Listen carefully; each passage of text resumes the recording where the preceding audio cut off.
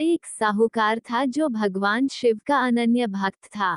उसके पास धन धान्य किसी भी चीज की कमी नहीं थी, लेकिन उसकी कोई संतान नहीं थी और वह इसी कामना को लेकर रोज शिवजी के मंदिर जाकर दीपक जलाता था। उसके इस भक्तिभाव को देखकर एक दिन माता पार्वती ने शिवजी से कहा कि प्रभु, ये साहूकार आपका अनन्य भक्त है। इसको किसी बात का कष्ट है तो आपको उसे अवश्य दूर करना चाहिए। शिवजी बोले कि हे पार्वती, इस साहूकार के पास पुत्र नहीं है, यह इसी से दुखी रहता है। माता के कहने पर भोलेनाथ ने कहा कि हे पार्वती, साहूकार के भाग्य में पुत्र का योग नहीं है। ऐसे में अगर इसे पुत्र प्राप्ति का वरदान मिल भी गया तो वह केवल 12 वर्ष की आयु तक ही जीवित रहेगा। ये सुनने के बाद भी माता पार्वती ने कहा कि हे प्रभु, आपको इस साहूकार को पुत्र का वर देना ही होगा, अन्यथा भक्त क्यों आपकी सेवा पूजा करेंगे। माता के बार बार कहने से भोलेनाथ ने साहूकार को पुत्र का वरदान दिया, लेकिन ये भी कहा कि वह केवल 12 वर्ष तक ही जीवित रहेगा। साहूकार यह सारी बातें सुन रहा था, इसलिए उसे न तो हुई और न ही दुख। वह पहले की ही तरह भोलेनाथ की पूजा अर्चना करता रहा। उधर सेठानी गर्भवती हुई और 9वें महीने उसे सुंदर से बालक की प्राप्ति हुई। परिवार में खूब हर्षोल्लास मनाया गया, लेकिन साहूकार पहले ही की तरह रहा और उसने बालक की 12 वर्ष की आयु का जिक्र किसी से भी नहीं किया। जब बालक 11 वर्ष की आयु हो गई तो एक दिन साहूकार की सेठानी ने बालक के विवाह के लिए कहा। तो साहूकार ने कहा कि वह अभी बालक को पढ़ने के लिए काशी जी भेजेगा। इसके बाद उसने बालक के मामा जी को बुलाया और कहा कि इसे काशी पढ़ने के लिए ले जाओ और रास्ते में जिस भी स्थान पर रुकना वहां यज्ञ करते और ब्राह्मणों को भोजन कराते हुए आगे बढ़ना। उन्होंने भी इसी तरह करते हुए जा रहे थे कि रास्ते में एक राजकुमारी का विवाह था।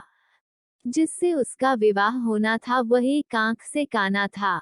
तो उसके पिता ने जब अति सुंदर साहूकार के बेटे को देखा तो उनके मन में आया कि क्यों न इसे ही घोड़ी पर बिठाकर शादी के सारे कार्य संपन्न करा लिए जाएं। तो उन्होंने मामा से बात की और कहा कि इसके बदले में वह अथाह धन देंगे, तो वह भी राजी हो गए। इसके बाद साहूकार का बेटा विवाह की बेदी पर बैठा और जब विवाह कार्य संपन्न हो गए तो जाने से पहले उसने राजकुमारी की चुंदरी के पल्ले पर लिखा कि तेरा विवाह तो मेरे साथ हुआ, लेकिन जिस राजकुमार के साथ भेजेंगे वह तो एक आंख का काना है। इसके बाद वह अपने मामा के साथ काशी के लिए चला गया। उधर जब राजकुमारी ने अपनी चुनरी पर ये लिखा हुआ पाया तो उसने राजकुमार के साथ जाने से मना कर दिया। तो राजा ने भी अपनी पुत्री को बारात के साथ विदा नहीं किया।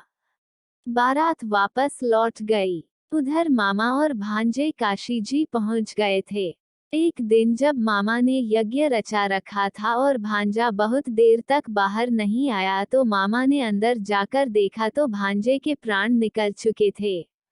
वो बहुत परेशान हुए, लेकिन सोचा कि अभी रोना पीटना मचाया तो ब्राह्मण चले जाएंगे और यज्ञ का कार्य अधूरा रह जाएगा।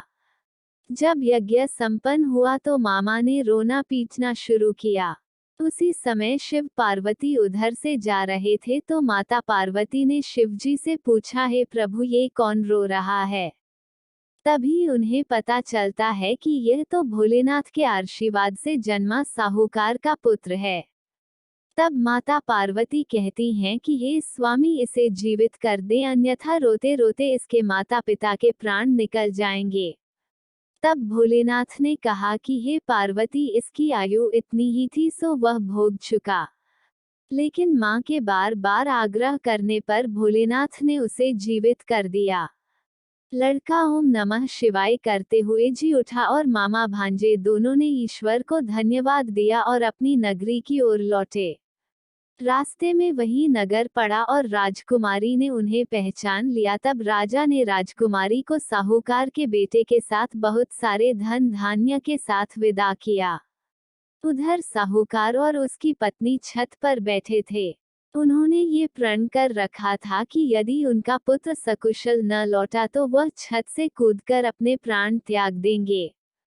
तभी लड़के के मामा ने आकर साहूकार के बेटे और बहू के आने का समाचार सुनाया, लेकिन वे नहीं माने तो मामा ने शपथ पूर्वक कहा। तब तो दोनों को विश्वास हो गया और दोनों ने अपने बेटे बहू का स्वागत किया।